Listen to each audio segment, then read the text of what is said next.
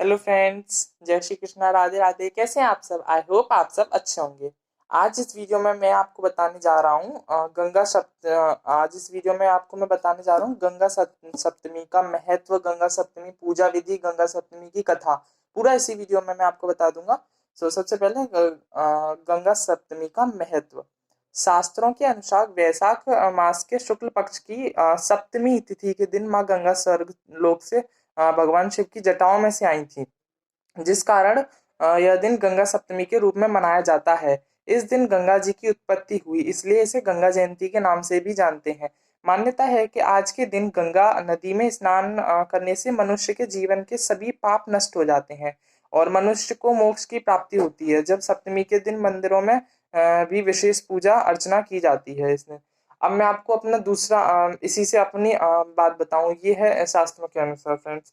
तो जैसे कि अब आप लोग कहेंगे कि स्नान किया जाता है, लॉकडाउन चल रहा है, तो लॉकडाउन अगर घर में थोड़ा सा भी गंगा जल है तो उसकी छींटे लगा लें आप अपने ऊपर, आचमनी जैसे करते हैं आप, वो कर लें।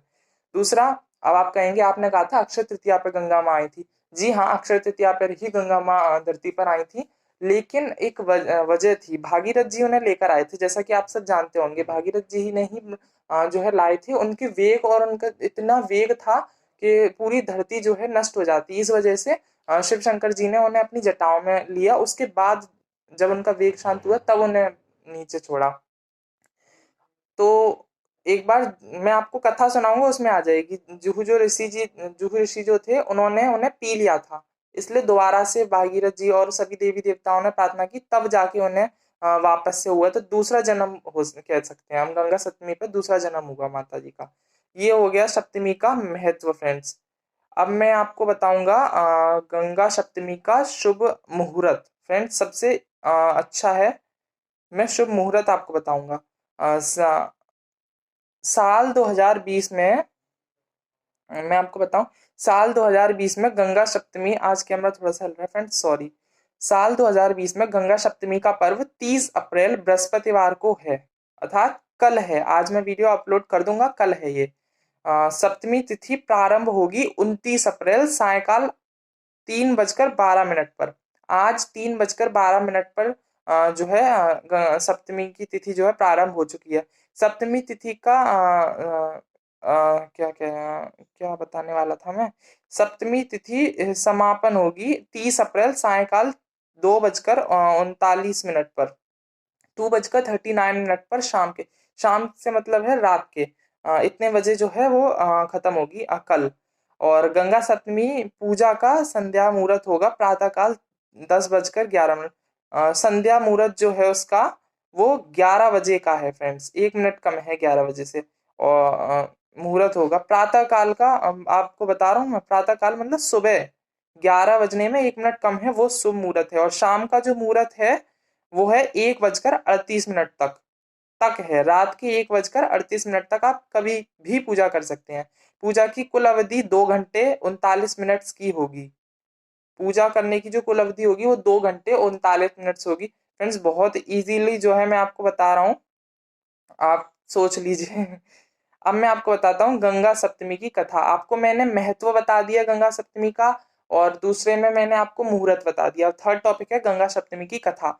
पौराणिक मैं जल्दी जल्दी फ्रेंड्स करता हूँ, जल्दी वीडियो हो जाएगी। पौराणिक कथा के अनुसार एक बार गंगा जी तीव्र गति से बह रही थी। उस समय जब भगवान ध्यान में लीन थे। भगवान कौन? जुहू। जब भगवान जुहू भगवान ज्ञान में ध्यान में लीन थे, गंगा जी अपनी गति से बहती जा रही थी। तब ऋषि का कमंडल जो और भी सामान जो रखा था वो सब वो अपने साथ है ना, जैसे ही गंगा मैया वहां आई ऋषि के पास, तो वो है ना गुजरती हुई उनका सारा कमंडल और अन्य सामान जो था वो अपने साथ बहाकर ले गई। जब ऋषि की आंखें खुली तो अपना सामान न देखकर वो क्रोधित हो उठे और अपने क्रोध से पूरी गंगा को पी गए। हाँ फ्रेंड्स, जुहू ऋषि पूरी गंगा माता को पी गए थे। जिसके बाद पता है, क्रोध से पूरी गंगा को पी गए। जिसके बाद पता है, भागीरथ जी और देवी देवता सभी ने आग्रह किया, उस पर जाके उन्होंने गंगा को मुक्त कर दिया था और गंगा को अपने कान से बाहर निकाला फ्रेंड्स। कान से उन्होंने धार निकाली थी। जिस दिन यह घटना हुई थी वह वैशाख पक्ष की सप्तमी थी। बस तभी से इस दिन को गंगा सप्तमी मनाई जाने लगी। गंगा का दूसरा जन्म भी कहा जाता है इसे फ्रेंड्स। यही यस फ्रेंड्स, गंगा का दूसरा जन्म भी यही है। गंगा सप्तमी के दिन स्नान और दान का विशेष महत्व है, क्योंकि वैशाख का महीना चल रहा है, वैशाख दान का प्रधान होता है फ्रेंड्स। आपको मैंने अक्षय तृतीया की वीडियो में बताया था, दान आप जितना करोगे उतना ही आपको मिलेगा, घटेगा कुछ नहीं। गंगा सप्तमी के दिन स्नान करें अच्छे से, और उसके बाद गंगा जल की छींटे। देखिए मैं उसके खिलाफ हूँ, कुछ लोग बोलते हैं गंगा जल आप मिला के नहा लें, इनमें जाना तो वो नाली में ही है, तो फ्रेंड्स आप अलग से छींटे लगा लें उसकी, जैसे हम आचमनी करते हैं उस तरीके से। और दान का विशेष महत्व है, तो आप दान करिए उस दिन। गंगा सप्तमी वैशाख मास के शुक्ल पक्ष में आती है। शुक्ल पक्ष चल रहा है फ्रेंड्स, पंचांग के हिसाब से बताया है मैंने, ये शुक्ल पक्ष में आती है। इसे गंगा जयंती या गंगा पूजन कहा जाता है। हाँ फ्रेंड्स, गंगा जयंती भी यही है, गंगा पूजन भी यही है, गंगा सप्तमी भी यही है। इस दिन गंगा जी में स्नान करने के बाद पितरों का तर्पण करने से उन्हें भी मुक्ति की प्राप्ति होती है।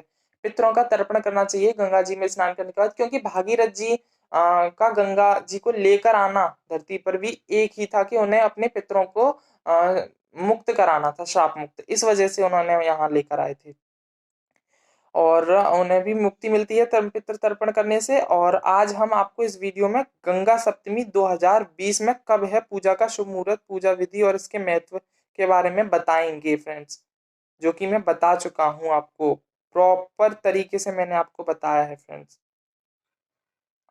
पूजा विधि मैंने आई थिंक आपको बता दी है, प्रातःकाल उठकर नहीं बताई है ना। पूजा विधि और सुनिए फ्रेंड्स, अब इसकी पूजा कैसे करनी है। इसकी पूजा का कोई अलग नहीं है, जैसे कि और पूजाओं में चौकी वगैरह लगती है, ऐसा कुछ नहीं है। हाँ थोड़ा सा अलग है। गंगा सप्तमी के दिन प्रातः काल उठकर हो सके तो गंगा नदी में स्नान करें, पर मैं अभी मना करूंगा, ऐसा नहीं करना है, लॉकडाउन चल रहा है। अन्यथा घर पर ही गंगा जल मिले जल से स्नान कर लें, मैं इसके भी विरुद्ध हूँ। मिले जल से ऐसा कर सकते हैं आप, नहाने के बाद जो है मंदिर में आकर आप आचमनी करें और गंगा जल से छींटे लगा लें, पुष्प वगैरह से, नाखून से नहीं फ्रेंड्स, है ना। और गंगा को पुष्प अर्पित करें। इसके बाद माता गंगा जी को जो है पुष्प अर्पित करें, आप उनके समक्ष दीपक प्रज्वलित करें। जो मेरे पास तो गंगा मैया है, गंगा जली जी जो है, मैं उन्हीं को कल नए वस्त्र पहनाऊंगा, नए आभूषण पहनाऊंगा, सब चीजें पहनाने के बाद उन्हीं की सेवा करूंगा। तो आप गंगा को पुष्प अर्पित करें, उनके समक्ष दीपक प्रज्वलित करें, सामने दीपक रखें। बहुत से लोग आज के दिन व्रत भी रखते हैं। यस फ्रेंड्स, आज के दिन से मतलब है कि बहुत से लोग कल व्रत रखेंगे। इसके बाद गंगा सप्तमी की कथा सुने या पढ़ें। गंगा सप्तमी की कथा जो मैंने अभी सुनाई यही है, आप चाहें तो इसे लिख लें और आप यही पढ़ सकते हैं, या फिर आप जब पूजा कर रहे हो तो मेरी वीडियो आप चालू कर लें, तो ये कथा मैं जो वाच रहा हूँ यही कथा हो जाएगी।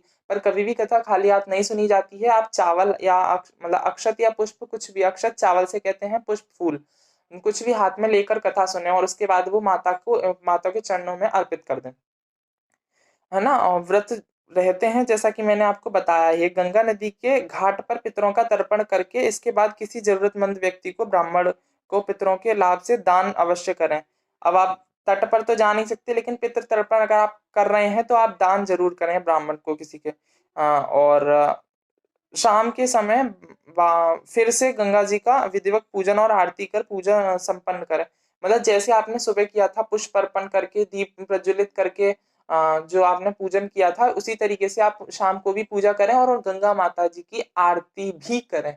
अगर फ्रेंड्स आपके पास गंगा मैया की आरती नहीं है तो आप फिर से मेरे को कमेंट कीजिए, मैं आपको गंगा मैया की आरती अगली नेक्स्ट वीडियो में देता हूँ। इस वीडियो में इतना काफी था, ये वीडियो काफी लंबी हो गई होगी फ्रेंड्स।